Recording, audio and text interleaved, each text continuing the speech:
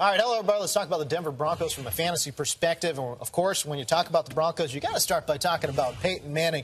At one time, he was a first-round lock.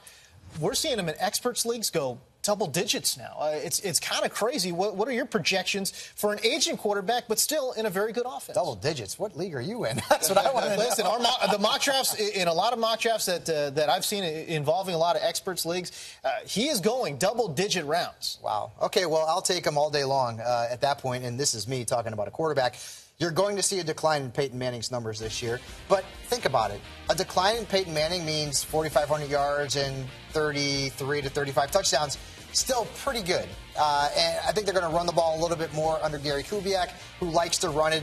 Arian Foster. I mean, there's a lot of running backs who've thrived in Kubiak's offense. But with that being said, unless you take Peyton Manning in one of the first 5 rounds, I think he's well worth taking as your QB1. I'm just not taking him in the first 50 picks. He fell off badly late last year. Adam Rank, I know that's a big reason why you have him ranked unbelievably low. No, I have him at the back end of the quarterback one conversation. I don't think that's a realistic expectation for him. He's getting older, and at the end of last season, he was getting outscored by Teddy Bridgewater each and every week. And players are just passing him by. He had 55 touchdowns 2 years ago. He had 39 last year. And if that trend continues, that means you'll have 26 this year. Wait, 23. 23.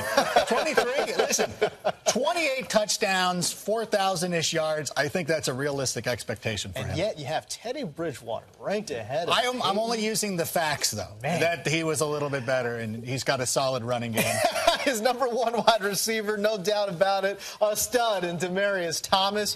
Where do you see him going in fantasy drafts, and what are your stat projections for DT? Thomas is a second-round pick easily. He's a wide receiver 1. I mean, I've got him as my 3rd-ranked wide receiver. He's going to be fantastic. Again, not only going to get down the field, they love throwing the bubble screen to Demaryius Thomas. Hopefully he won't be limping like he was right there. But, he's a guy who can do everything in this offense, and he's a guy who's going to put up probably, 1,500 receiving yards this year.